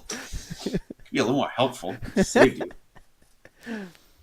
They say, well, if you want to stay in hell, Not really, but be our guests. Boom, boom. They both vanish. Celestials, super hungry. well, Last chance, worth- dude. worth a try. And he says, I don't belong in hell. This guy's definitely a demon. All right, 12. Or like a Yugoloth or something. All right, number 12. All right. You throw the thing on the wall, and he's shouting, free me, save me, as you step through. This long, dank hallway dead ends at a wall that's completely covered with a reflective surface. The figures looking back at you in the mirror hardly seem like your own, so battered are they by the rigors of this quest. One of these looks like a goat. Suddenly, Should I tell him? a crimson pit fiend appears behind the figures in the mirror. He must be standing right behind you. But you spin around and there's nothing there. When you turn back in the mirror, you see this reflection of a massive pit fiend saying, hiya, suckers! And he says, ready to have some fun? Old Zagat shall teach you how to have a real good time. And with that, he begins to tear your reflections to bits with his claws and teeth. The carnage is disgusting and awful. Could you not? And your reflections are slashed to ribbons. To shreds, you say? To shreds. Zagich, this pit fiend, snacks on your bones for a little while. And then after he seems satisfied, he looks up right at you guys through the mirror and he says, see you later, suckers! Whew, and vanishes. Well, I could have done without seeing that. The bones and shreds of you are Yeah. still the only thing you see in the mirror. And the mirror is the only thing in this room. Yep.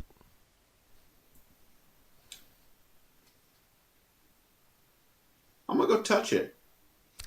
When you touch the mirror, you actually find you have trouble pulling your fingers away. It's like a sticky, absorbent substance.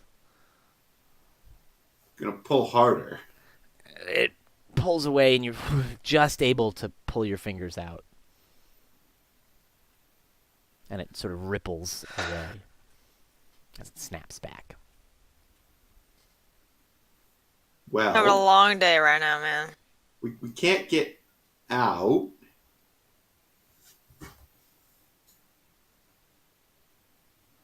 Don't know that I want to go in, but We don't really have any other choice, do we? no, we don't.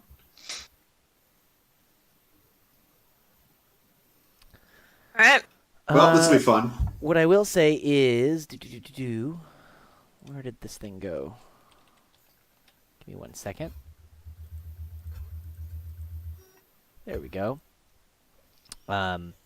The flower itself, the there's no petals left. Yeah. But the base of it does seem to be made of the same sticky, stretchy substance. Oh. Yeah. So you have one last. We might need that to get out, though, right? Dude said we'd know what we needed to do.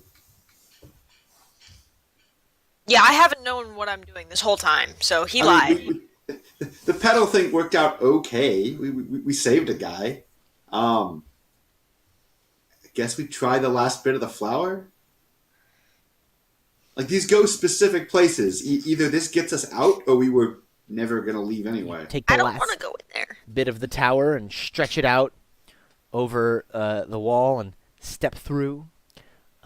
You have no flower remaining. You find yourself standing on a low hill of black dirt under a putrid purple sky. Dim light issues from a translucent tank at the bottom of the hill. in which thousands of glowing balls swirl like a hazy soup. Orderly fields of black flowers stretch beyond the tank to the horizon, and two large pit fiends tend to the plants.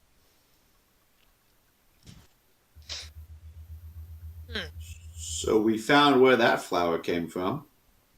As you watch these pit fiends for some time, you see them going about their duties. They pluck a ripe flower, begin to inscribe the petals with these symbols, and then they pluck from the tank one of these glowing balls and imbue it into the flower, and then they whisk it away. Huh. Whisk it away where? It just sort of vanishes. Okay. After If we some ask time, nicely, they'll make us one. After some time, a third pit fiend, familiar crack, smell of brimstone. I guess that smells everywhere. He steps in and he speaks in Infernal to the other two, and they both stand at attention, perk up, and then the three of them teleport away. Something important going on elsewhere. Ooh, were they in the middle of inscribing a flower? They were in the middle of inscribing a flower. It falls to the ground. Yeah, let's take the flower they dropped. And you can run down there and you see that there are, I think, 4 more symbols? That we didn't see already. Yes. Let's see, 13, 14, Okay. Well, 15. 3 more symbols that you didn't see already, and he was starting to inscribe a 4th. Let's not take the one that was started, because that probably fucks up. yeah, I don't know where that's going to bring us. It seems like you still might need to do the last step of this. Oh, put in the thing. And what he did, he didn't put anything. He plucked one of these glowing, moving spheres out of it, and Out of the soup bowl. yeah. All right, I guess I'll reach both hands into the soup bowl. You really want to invest both hands in this task? Well, they're about that big, so I don't want to You have can one test hand the in water first. Yeah, all right. You reach it and you grab it, and as your hands wrap around one of these spheres, you're suddenly overwhelmed with memories, thoughts, a whole person's life.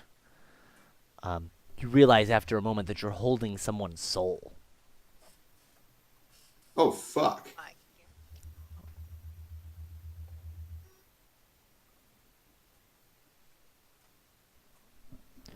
Well, it's not doing him any good. The memories that you experience, this person was clearly not a good person. Yeah, that's how they get here. Yeah, someone, a bureaucrat who used the laws of the land to better himself at the expense of his people. Well, Clearly, we already unlawful did this evil thing. once. It seems they do this on an industrial scale. I'm not going to lose any sleep over it. It's just one of those can't fix all the problems kind of situations.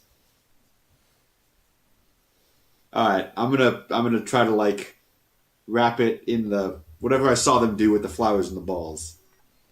All right, you sort of pick it up, and Eridan's holding the flower, and you sort of set the soul on the flower, and it swirls around it. And this flower is now imbued with this evil soul. But now it's in the crystal sphere, right? There's no crystal sphere. It's just the flower. Okay. Just the flower. Oh, okay. All right. The crystal sphere appears to be something else. Gotcha. Okay. Flower. Well, Let's get the hell out of this place. I don't like it either, but I think we keep going. I don't know how to get out from here. Yeah. 13. We did once. Let's see. No, there is. For this one, you have 13, 14, 15, 17, 18. There are 5 Okay. symbols on here. And half of 16. Yeah, and half We of shouldn't 16. use. All right. Let's just go in order, I guess. All right.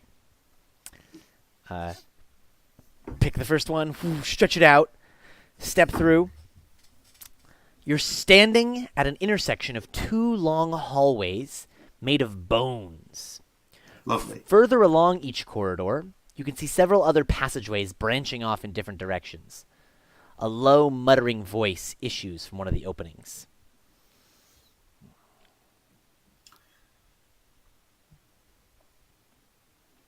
Question: Are there any skulls in this hallway? There are some. It's all sorts of bone. So this is what they do with bodies. Oh well, I guess they're looking, but they're not always looking. I guess I can move. I can go. I can take a quick break. Yeah, I can take a quick break. You deserve a break. Yeah. He's huh? And he turns the corner, and he stumbles out, and you see a man in rags, carrying a jagged bone that it looks like he might have ripped from the walls. And he says, "What are you doing?" And then he trips, stumbles, impales himself on the bone, and just goes limp for a second. And then as you come over towards him, suddenly the bone is sort of just expelled as the wound heals, and he goes, snaps up. "I was only taking a short break. I'm back." "You're here to protect the maze, aren't you?" What are you? "Me? Oh, I'm the captain." Ahoy. Of "This? Oh, she's what is beautiful. this? You're here to become lieutenants, aren't you? To report to the ranks?" Mm-hmm. Sure. He says, "Excellent. I hereby..." He like shakes the bone around and he says, "This way!" And he just Careful with that. goes off in a direction. After a moment, you follow him for a moment. He stops, he turns, you almost walk into him, and he says, "Have you seen my fish?" You fish? "My fish." Like a pet fish or like an eat fish? "What? But like what kind of What's fish? it look like? What fish?"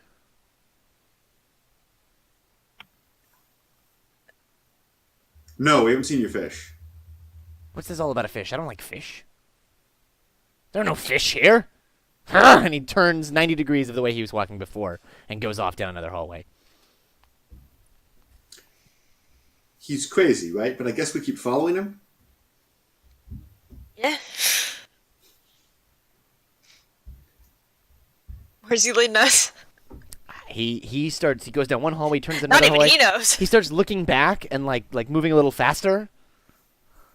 Why are you following me? He's already forgotten who we are. And then on top he stops, turns around, he says, exactly, he stops, he turns around. "Why are you following me? What do you want? You're here to steal my Look for your secrets. fish. You can't have them." What? Where are we? And he says, "You're here." Have you seen a shield? "A shield? No, I haven't seen a shield. Why do you want a shield?" Personal affectation. "Who are you?" Not important. Anyway, Does these hallways go anywhere? I said, "They go everywhere." And he starts walking down one again. Alright, great. Do you wanna just do another pedal? Yeah, I don't think this is going anywhere. This guy seems crazy. I think he's probably been here a while. Yeah.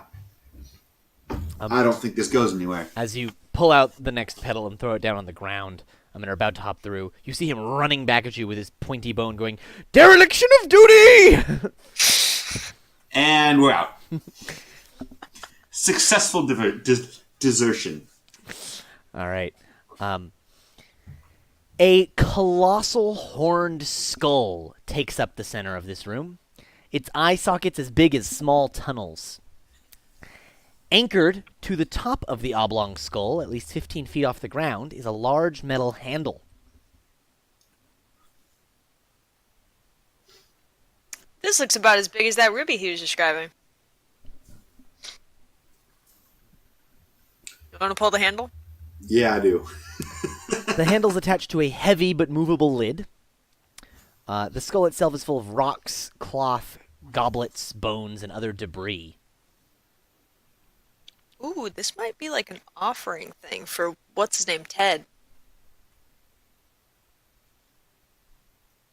We're bringing stuff to Ted. Got anything to offer? No? Do I have anything to offer?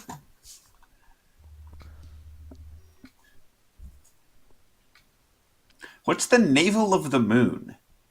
That's I'm not the. going to offer it. I just don't remember what it is. And it's in my It's a list. giant diamond that the Yellow Banner Company was searching for in the Tomb of Annihilation that you recovered from the clock. Oh, that's right. That was cool. I'm going to hold on to that one. It's the necklace that the old lady threw in the water at the end of Titanic. Oh, that necklace I took from those skeletons. Yeah, I'll drop that in here. great. You drop it in. Nothing happens. Nothing happens. Great. Let's try. Go down and retrieve the necklace. You go down, dig it out. You see, there's a few other things here. It seems like trinkets, like a diary, a sack of marbles, a dagger, a small purse of silver pieces. 7, in case you're counting. Anything else in this room? Nothing particularly interesting. Just a bunch of trinkets. Cool. What am I missing here? I don't know. I don't know, man. Yeah, we can pedal. This place is frying my brain cells. Yeah. All right. It's a bad place for sure. Whatever brain cells are. Pedal on the wall. Vroom, vroom, shoo. The smell of blood overwhelms you in this pulsating, dripping cavern that looks like the inside of a goblin's stomach. Your boots slip and slide on the fleshy Pedal. ground, Pedal. No, wait, and wait. steady claps of body-rattling thunder, like the ponderous footsteps of a power, threaten to shake your teeth loose from your mouth. I like my teeth.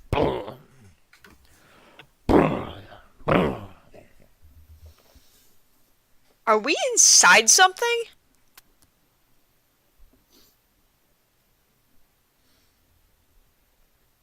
With each beat, rivulets of sticky blood spray out of the ground and coat you. Yeah, that's a heart.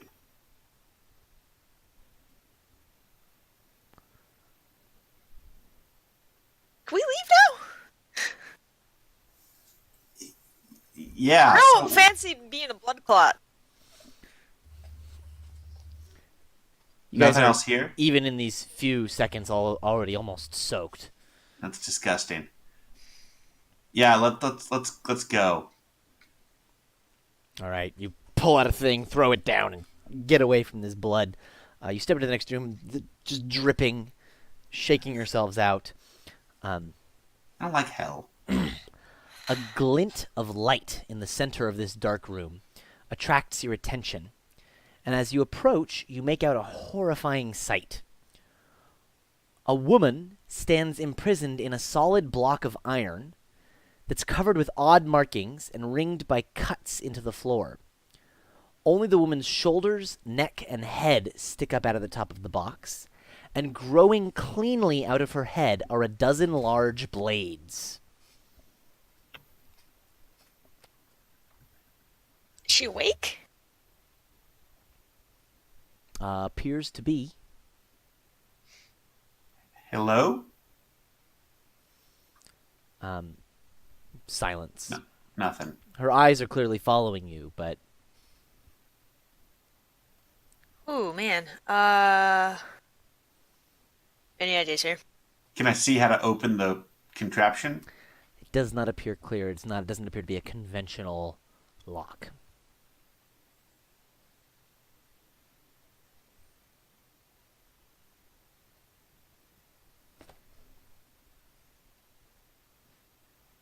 You have a magic thing to get her out?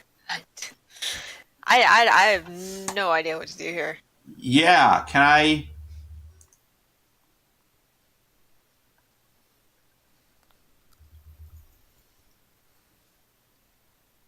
Shit. Alright, so she's... Big iron, like, thing. She's in it up to her, like, shoulders, and there's blades just out of her. Yeah, like a fan of blades around her So head. her eyes are following us. Yeah. I'm gonna ask her like if she can blink once if she understands me. She does not blink. Does she appear like in pain? Unclear.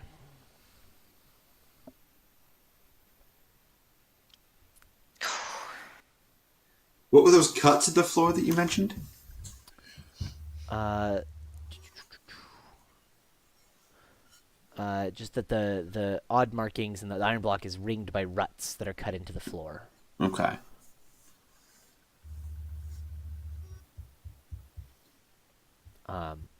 Ruts like almost like maybe this block was formed by pouring molten iron into a mold. I see. Interesting. That's terrible. Yeah. But then there's not much we can do about it. It's not going to open.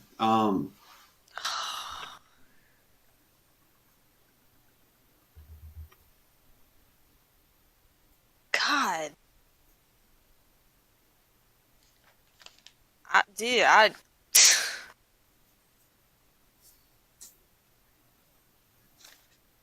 If I touch the iron block, Hot. 4 points of damage. don't I expect it? Everything in here is hot.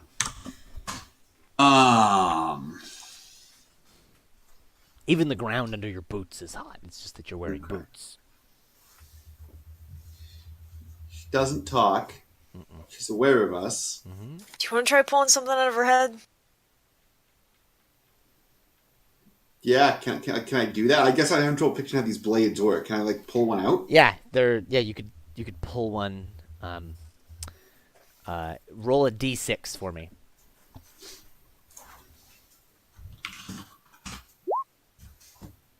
3. All right. You were able to pull the sword out. It leaves sort of a bleeding wound, but the sword is out Where? Does she have any In her reaction? head? in her head. Yeah. You see like a little bit of a wince, but Take another? Yeah, you want to just start taking blades out? Yeah. Alright, I guess we just sword and stone this shit. all right. You guys each take out the rest of the blades. I would like you each to roll, well, you've already rolled 1d6, so until you've each rolled 3 d6s. Let's roll 3d6. Separately, but sure, you can roll them together and we can just look at them. The sum is not what matters. Oh, I hope that's good. Oh, I hope that's good. I bet it's bad. Oh. What are the chances? I suppose 6. Yeah, 1 over 6 cubed. I suppose we are in hell. Yeah, good point. You rolled the right number. Morning Lord, you're a dick. Could you not blaspheme right now? Like, All right, you've got one more pedal. nothing else happened That with didn't this do one. anything? Nothing else happens. Alright. No response. I hope that helps. Yeah, good luck with your block thing. We're very confused. I guess last pedal. All right. Throw the last pedal up, step through it. The moment you step through the pedal and into this next room, before you even notice the room you've stepped into, you notice, Koros, let's see, 3, your body weight doubles. Your clothes still fit accordingly, but you are suddenly really fat. Okay, I'm a fat goat. 2, the hair on your head turns into worms. Okay. And then And 4. 4, your skin becomes transparent, such that through the fur, Eridan can see all your bodily organs, and it's really gross. That's disgusting. Yes, I it am is. terrified for what happens when you get the same number 3 times. Eridan, you become mute. You become mute. You become mute. Your mouth actually seals over, Oh. and you are unable to make any noise with your vocal cords. Well, guess I'll do all the talking. You This This is for the best. If your mouth could open, you would vomit. Look at me. Where are we?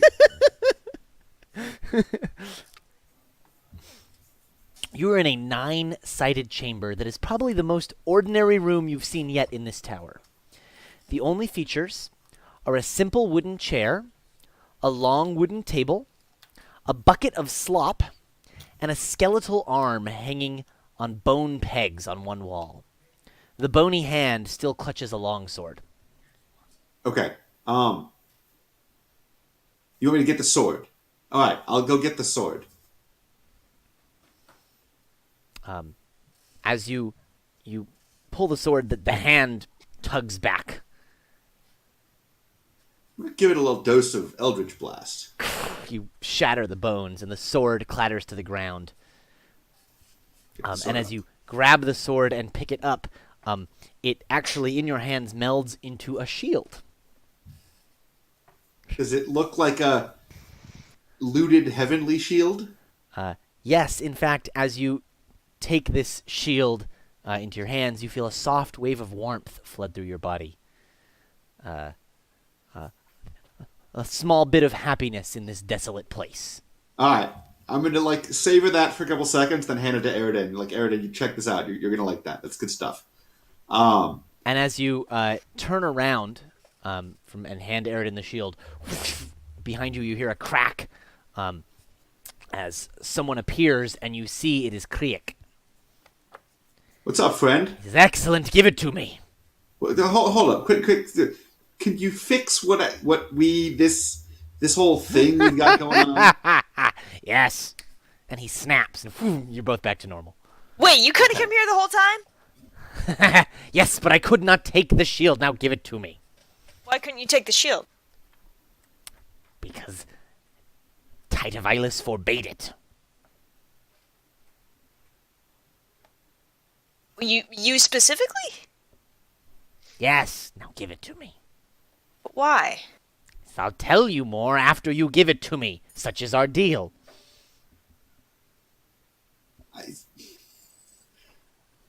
Look, the last option was sacrifice millions of souls. I'm bargaining down here. Let's give him the shield.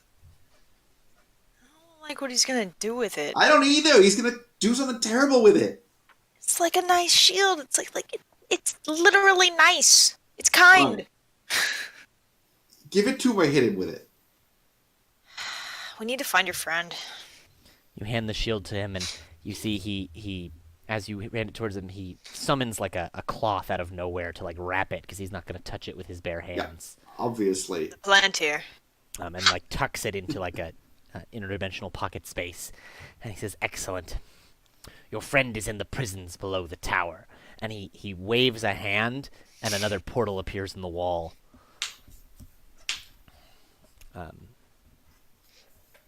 Once we get there, how do we get out? And he says, "I'm sure you'll find a way." Very, very touching. I guess we still have the remains of this flower. I guess let's go. Yeah. Good luck with this whole genocide you're going to do with that shield. Yeah, that's not encouraging at all. He vanishes. Huh. We'll worry about that later. Let's go down the portal. Yeah. You go down the portal, and you find yourself in what appears to be an enormous dungeon or prison. You're at the edges. You are on a walkway with cells along, and as you look down, it seems to go down as far as you can see, cells below you on either side of this chasm. And as you turn to the cell that you're in front of, you see there's a gate, and then suspended in chains, suspended, arms and legs out, you see Donovar. Hey, friend. And he says, Long time. "Quaros? Yeah. Oh my goodness, thank God. But How badly did you screw up? and he says, I don't know. It's really confusing. Time passes strangely. I can. We've only been here. Well, actually, I don't know how long. That's a concerning thought. But I can see your point. We're gonna get you out of here. Yes, please. All right. All right. I assume this gate is locked. It actually doesn't appear to be. It just appears to slide open. All right. I'll open it. But the chains do appear to be locked. Yeah. All right. Aaron, keep watch, will you? Can I see where the keyholes in these chains are? Yes, you can. All right. I'm gonna try to pick the lock. All right. As you reach down to pick the lock, the chains are, again, very, very hot. Okay. You're going to take 4 points of Ow. damage for each attempt at undoing one of these, and there are 4 of them. Locks. That's not enough. All right. 1. That's enough. Okay. 1 chain. That's 2 damages. That's not enough. Okay. 3 damages. That is enough. All right. 4 damages. 2 chains left. Hold on a sec. That's 24 hit points. Let's not go too low with that. Let's be a little careful. Fine for okay. 2 more. Wait, you're at 24 hit points? No, I've taken that was 20. I'm at 31 hit points. That's enough. Okay. And that is also enough. It was Okay. So 8 AC more 27. damage. I'm now down to 23 hit points. Oh my god. Stiff breeze. Would you like a cure wounds, sir? Let's save it for when someone goes down, because. And as Donovar, like, you get them all done, they all unlatch. Donovar falls down to his hands and knees, and he says, "Finally!" And as he stands up, you do not see Donovar. Deserved this. But instead you see this tall, towering, devilish creature. He's got these big ol' horns, this red skin, and he says, "Thank you for freeing me, Koros." I should have asked him Anytime. his name. Yep. And he says, "I am Dispater, That's Archdevil not good. of the city of Dis." Yeah, no, I got that part. Heard your name before. It's on all the signs. And he says, Tydavilis had sought to take my throne, and you have foiled his plans. This whole Civil War thing, do I care? He says, "You don't have to, except that," and he reaches out into nothingness and plucks out what you recognize as your contract. Oh yeah, that. And he says, "Any contract signed by any devil in Dis also bears the name of Dispater, and like all fiendish contracts, bears the name of Asmodeus. Asmodeus. I still own you, Koros. But these actions bring you into my good favor." Lovely. And he peruses the contract and he says, "I believe Tydavilis promised you some books Yeah, there were books involved. and the soul of a friend." Correct. And he says, "You will have them."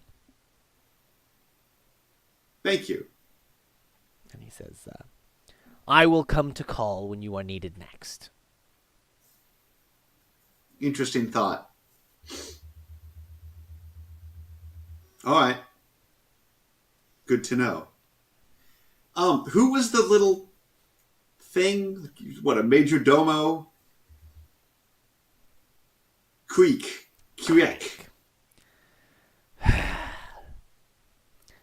Did he take the shield? Yeah. He teleported us right to you. I assumed he was your guy.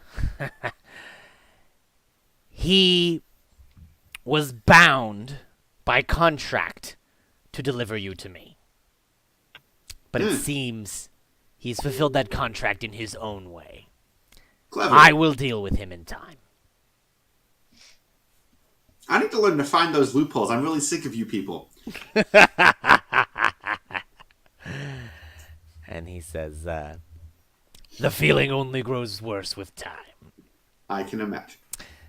And he says, "Thank you for your service." And he opens a fiery portal with the edges burning with fire, but you see your wardrobe doors. And Donovar?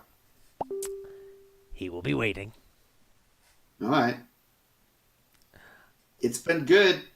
Good luck with this whole consolidation of power thing. And he says, "Now, I have much work to do." I'm sure. And he pulls like a big ol' sword out as he steps through the gates. Big ol' flaming sword. And his big wings unfurl out behind him as he swoops out into the chasm. Have fun killing things. Let's leave. This place sucks. It's really not what I set out to do. As you step back through your wardrobe and back into your room, you see a very confused Donovar standing there like, "Where am I?" Not home, buddy. It's not Luskan. Okay. What's the last thing you remember? Well, we were in some sort of lab.